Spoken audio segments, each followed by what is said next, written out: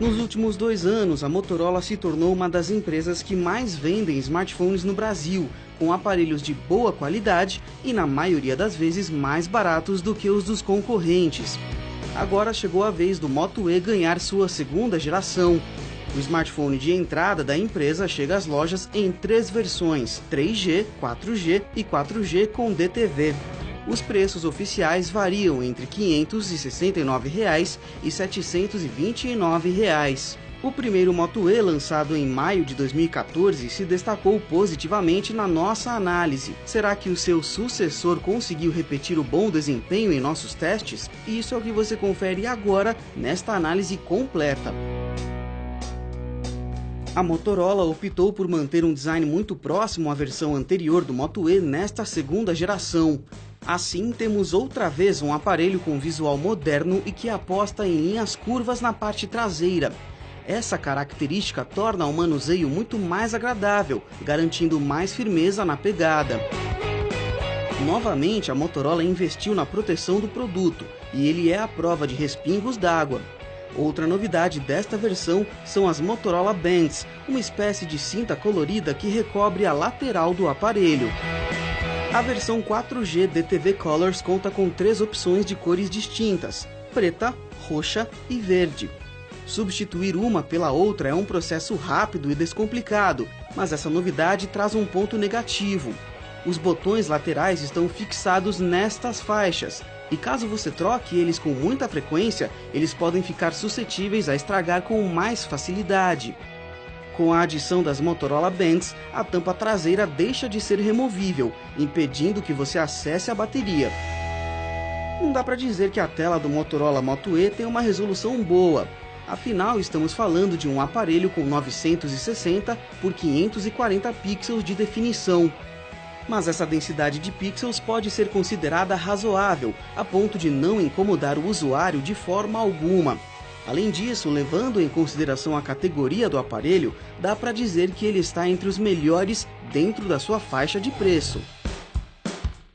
O display tem 4,5 polegadas e oferece a proteção Gorilla Glass 3, que minimiza arranhões e riscos na tela. Além disso, o aparelho conta ainda com a tecnologia IPS, que proporciona cores mais vivas e nítidas. A experiência de assistir a filmes e séries ou ainda desfrutar dos seus jogos preferidos não é comprometida pela densidade de pixels de 245 ppi. São poucos os aparelhos considerados básicos que chegam ao mercado hoje com a versão 5.0 do Android. Por isso, esse pode ser considerado um diferencial para o smartphone da Motorola. A exemplo das escolhas realizadas pela empresa em aparelhos lançados anteriormente, o Android embarcado no modelo é praticamente puro, ou seja, sem modificações na interface. O resultado disso tudo é uma experiência agradável de uso, seja nos efeitos de transição entre telas ou mesmo na abertura ou no fechamento de aplicativos. Em termos de desempenho, tivemos uma grata surpresa com os resultados. Games que exigem uma boa dose de potencial gráfico, como Blood and Glory Immortal ou Need for Speed No Limits, foram executados com algumas quedas de frame e travamentos leves. Entretanto, em nenhum dos casos, os problemas foram um empecilho para a diversão. Na transição entre aplicativos, o resultado também foi satisfatório. A duração de bateria do Moto E é um aspecto que nos surpreendeu de forma positiva. Caso você utilize o aparelho de forma moderada, certamente não terá problemas em fazer com que sua carga dure um dia inteiro. Em nossos testes, usando o aparelho entre 9 da manhã e 9 da noite, o celular chegou ao fim do dia com cerca de 20% da carga. Mas caso você opte por assistir a vídeos ou TV, nossa sugestão é que leve sempre o carregador. Essas atividades consomem um pouco mais da bateria, drenando a carga por completo em poucas horas. A câmera traseira do Moto E é compatível com a de um aparelho considerado de entrada. Ela tem 5 megapixels de resolução e garante imagens razoáveis em boas condições de luminosidade. Mas percebemos um alto índice de distorção nas cores, característica que se acentua em fotos noturnas. Apesar disso, o resultado final é aceitável. A câmera frontal é apenas VGA.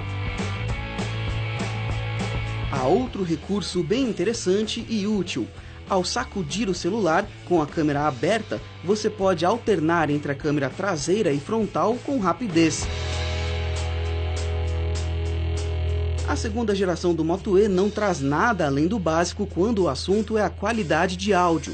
Ele vem acompanhado por fones de ouvido simples, que destacam bastante os agudos e distorcem um pouco os graves com o volume no máximo. Já a qualidade de áudio do celular em si é apenas razoável. O Moto E de segunda geração conta com rádio FM. A versão mais completa do Moto E é compatível também com TV digital. Para isso, o aparelho traz um plug externo de antena para que a qualidade do sinal seja ainda melhor. Nos nossos testes não ficou nenhuma dúvida de que o Moto E é um aparelho interessante em termos técnicos, mas é importante ficar atento ao seu posicionamento de mercado, que nesta segunda geração parece num primeiro momento um pouco confuso. Antes de tudo, é difícil conceber um chamado smartphone de entrada que custe mais do que R$500. Mas as configurações que o Moto E oferece colocam o aparelho um pouco acima da média dos aparelhos de entrada dos concorrentes. Se tecnicamente isso é bom, por outro lado fica um pouco difícil considerar o celular como básico, tendo em vista outras opções disponíveis no mercado. Some a isso o fato de que o intermediário da Motorola, o novo Moto G, custa praticamente o mesmo preço e oferece um hardware parecido. Ou seja, vale a pena investir um pouco mais e levar um aparelho um pouco melhor. Contudo, o Moto E por si só basta para quem está procurando um aparelho mais simples, bom desempenho na maioria dos aplicativos, Android puro, design versátil e resistente, além de uma bateria capaz de aguentar o dia todo em uso moderado, são algumas das características que tornam o modelo uma excelente escolha para o consumidor. Mais uma vez, a Motorola acerta em um lançamento no Brasil, mas talvez seja preciso rever o posicionamento do produto no mercado.